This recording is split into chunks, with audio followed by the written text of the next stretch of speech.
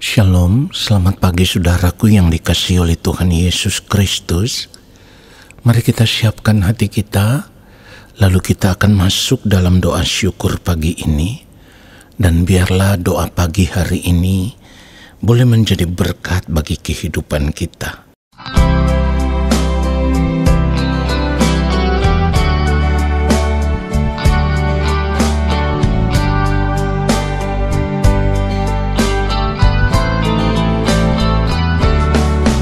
Dengan apakah seorang muda mempertahankan kelakuannya bersih dengan menjaganya sesuai dengan firman-Mu?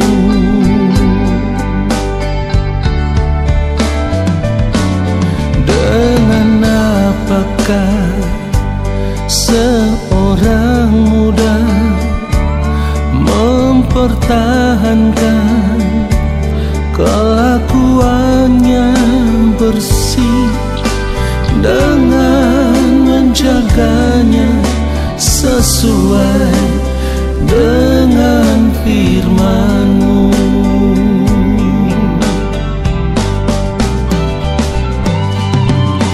Dalam hatiku aku menyimpan janji-Mu, supaya aku jangan berdosa terhadap Engkau.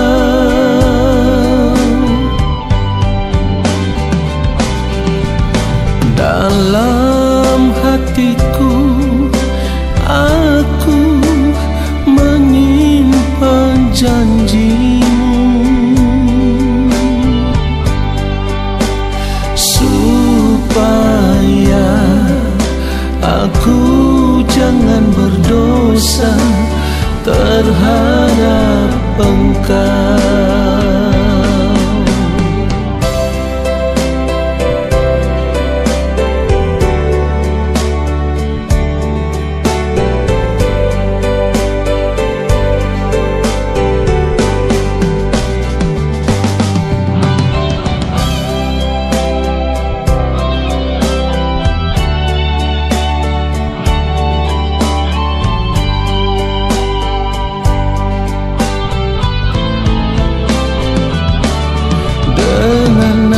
Apakah seorang muda mempertahankan kelakuannya bersih dengan menjaganya sesuai dengan firman-Mu?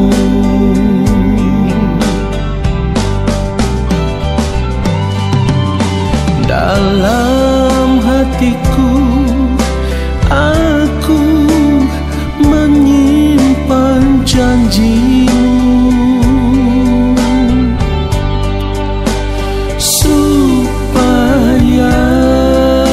aku jangan berdosa terhadap Engkau.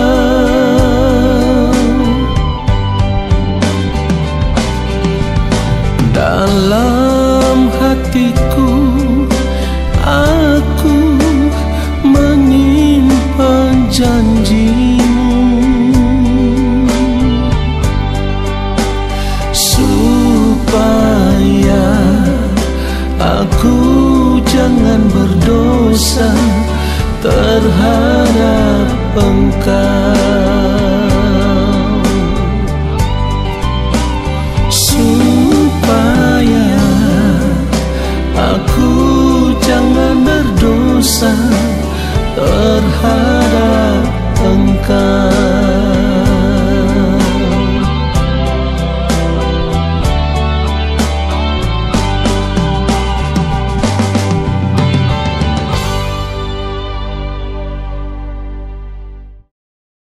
Mari kita berdoa. Bapa yang Maha Kudus, Allah yang Maha Mulia, kami mau duduk diam di dalam hadirat-Mu, duduk diam di kaki-Mu ya Tuhan, dan kami mau menanti-nantikan firman-Mu. Ketika kami mendengarkan firman-Mu, Allah Roh Kudus, urapilah setiap kami, berikanlah kepada kami hikmat pengertian, supaya kami boleh mengerti setiap kebenaran firman yang kami dengar, lalu kami mau berjuang untuk hidup seturut dengan firman-Mu. Ya Bapa, urapilah hamba-Mu, supaya hamba dapat menyampaikan akan kebenaran firman-Mu seperti yang Engkau kehendaki. Dan setiap kebenaran firman yang kami dengar saat ini, itulah yang akan memberkati kami, mengubah kami, membentuk kami menjadi pribadi seperti yang Bapa di sorga kehendaki. Di dalam nama Tuhan Yesus Kristus, kami sambut firman Tuhan saat ini. Amin. Saudaraku yang dikasihi oleh Tuhan Yesus Kristus, kalau kita harus jujur, maka kita akan mengakui bahwa selama ini hal yang utama yang kita perjuangkan di dalam hidup ini adalah persoalan atau masalah yang selalu berhubungan dengan kebutuhan hidup, kebutuhan-kebutuhan jasmani, kebutuhan-kebutuhan makan, minum, dan pakai. Ini yang kita perjuangkan, ya. Ini yang kita perjuangkan. Sehingga pada akhirnya kita hampir-hampir sama sekali tidak pernah mau memperkarakan dengan serius kebutuhan yang terutama dalam kehidupan kita sebagai orang percaya, yaitu kebutuhan untuk masa depan kehidupan kita di kekekalan. Kita tidak pernah memperkarakan akan hal ini dengan serius. Kenapa? Karena kita menganggap bahwa selama kita masih hidup di dunia ini, yang paling utama yang kita butuhkan itu adalah makan, minum, dan pakai, dan persoalan-persoalan hidup lainnya. Padahal sebagai orang percaya seharusnya kita sadar kebutuhan makan, minum, dan pakai, kebutuhan-kebutuhan jasmani itu bukan segala-galanya, saudaraku. Kenapa saya katakan kebutuhan makan, minum, dan pakai itu bukan segala-galanya? Karena begini, kebutuhan makan, minum, dan pakai itu adalah kebutuhan-kebutuhan yang sifatnya hanya sementara, fana, tidak bernilai kekal, saudaraku. Ini yang harus kita sadari. Kalau kita mau serius, kita mau sungguh-sungguh, kita mau bertekun belajar kebenaran firman Tuhan secara lengkap, secara utuh, secara benar, maka kita pasti mengerti untuk persoalan makan, minum, dan pakai. Firman Tuhan mengajarkan kita memiliki cara hidup atau pola hidup atau gaya hidup yang sederhana. 1 Timotius 6 ayat 8, firman Tuhan katakan, asal ada makanan dan pakaian, cukuplah. Ini artinya persoalan makan, minum, dan pakai itu bukan segala-galanya. Bukan hal yang perlu kita takutkan. Kenapa? Karena kalau kita mau bertanggung jawab dengan hidup ini, kita bekerja keras, ya, kita mau berusaha, pasti segala kebutuhan makan, minum, dan pakai itu akan tercukupi.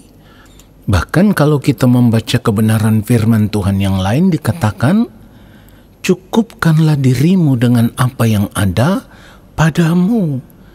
Persoalannya adalah selama ini kita tidak pernah merasa cukup dengan apa yang kita miliki, ya. Kita tidak pernah merasa cukup dengan apa yang kita miliki. Nah, saudara tahu akibatnya apa? Kalau kita tidak pernah merasa cukup dengan apa yang kita miliki, Kita tidak pernah merasa cukup seperti yang firman Tuhan katakan, asal ada makanan dan pakaian cukuplah.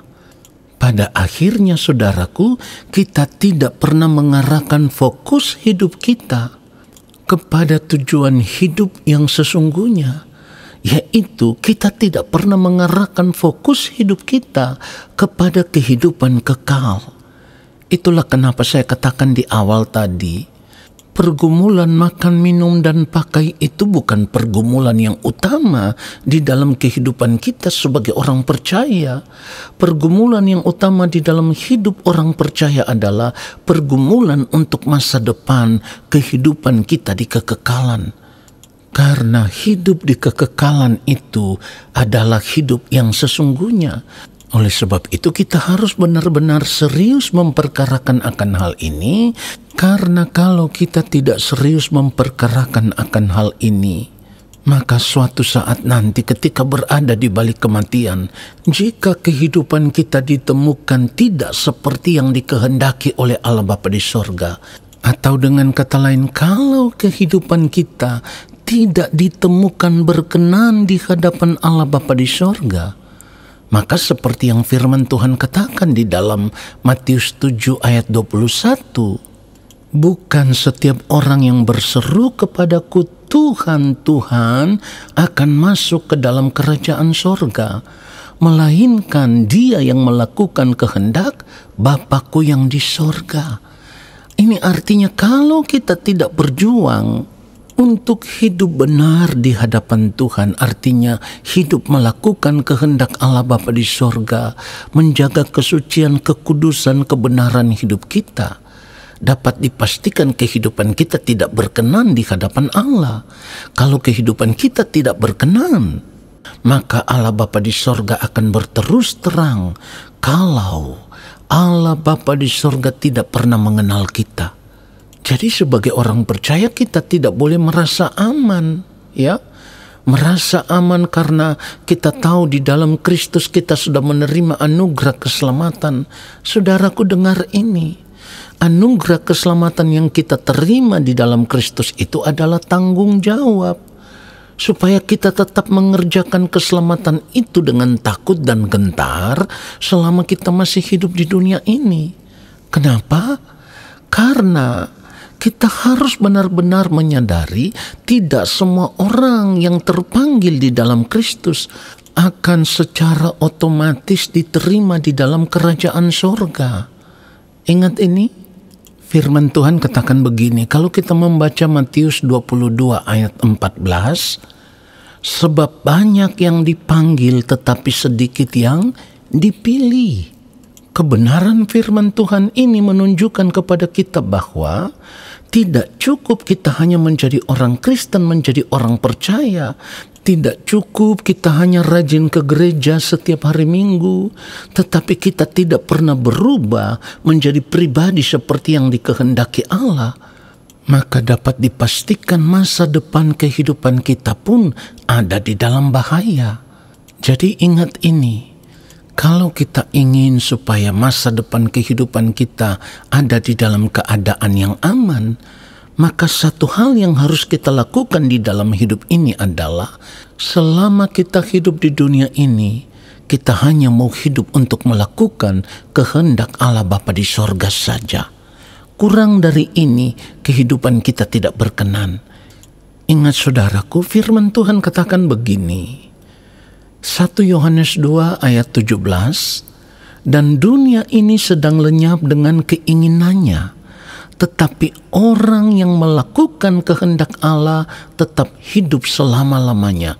Saya ulang sekali lagi, saudara garis bawahi kalimat ini. Tetapi orang yang melakukan kehendak Allah tetap hidup selama-lamanya. Artinya kalau kita tidak hidup melakukan kehendak Allah, itu berarti di kekekalan nanti kita tidak akan hidup selama-lamanya. Artinya kita tidak akan bisa hidup bersama-sama dengan Allah Bapa di dalam kerajaan sorga. Dengan demikian, kita akan terbuang dari hadapan Allah ke dalam kebinasaan yang kekal. Itulah kenapa saya katakan, persoalan hidup kita yang terutama itu adalah persoalan masa depan kita di kehidupan kekal, bukan sekedar persoalan makan, minum, dan pakai. Saudaraku, perhatikan itu. Biarlah kebenaran firman Tuhan ini menyadarkan kita, supaya kita mau merubah cara hidup kita, merubah fokus hidup kita. Sebab kalau kita tahu firman Tuhan katakan dunia ini sedang lenyap dengan keinginannya, lalu kita tidak pernah mau mengambil keputusan untuk melepaskan diri kita dari keterikatan dengan dunia ini, dapat dipastikan kita tidak akan pernah memiliki kehidupan yang kekal. Biarlah kebenaran firman Tuhan ini menyadarkan kita semua. Amin. Mari kita berdoa, saudaraku. Terima kasih Bapa yang Maha Kudus untuk kebenaran firman-Mu yang terus menyadarkan kami bahwa ada hal yang lebih utama yang harus kami perjuangkan selama kami masih hidup di dunia ini, yaitu kami harus menjaga kesucian hidup kami, kekudusan hidup kami, kebenaran hidup kami, supaya dengan cara hidup yang demikian kami benar-benar mempersiapkan masa depan kehidupan kami di kekekalan, ya Tuhan. Allah Roh Kudus, tolong kami, pegang tangan kami, pimpin kami ke dalam seluruh kebenaran, di dalam setiap waktu hidup, kesempatan hidup yang Bapa di sorga berikan kepada kami. Kami mau berjuang untuk hidup benar sebelum kami menutup mata. Terima kasih Bapa untuk kebenaran firman-Mu. Kami bersyukur karena kami ditegur, kami disadarkan. Dan saat ini kami mau mengambil keputusan untuk melepaskan diri kami dari keterikatan dengan dunia ini. Lalu kami mau berjuang untuk terus hidup berkenan di hadapan Bapa, melakukan apa yang menjadi kehendak-Mu, ya Allah, supaya kehidupan kami benar-benar seperti yang Engkau kehendaki. Terima kasih Allah Bapa yang Maha Kudus. Saat ini kami mau mengangkat tangan di hadapan Bapa di sorga. Kami percaya Engkau akan menurunkan tangan dan memberkati kami. Turunlah atas kehidupan kami segala berkat kasih karunia daripada Allah Bapa di sorga. Rahmat cinta kasih yang berlimpah-limpah dari Gembala Agung yang mulia Tuhan Yesus Kristus, di dalam persekutuan yang manis dengan Roh Allah yang kudus, menyertai langkah hidup kami dan memberkati kami sekarang dan sampai selama-lamanya. Amin. Saudaraku, ingat ini. Memperjuangkan masa depan kehidupan kita di kekekalan itu lebih daripada apapun yang harus kita perjuangkan saat ini. Shalom.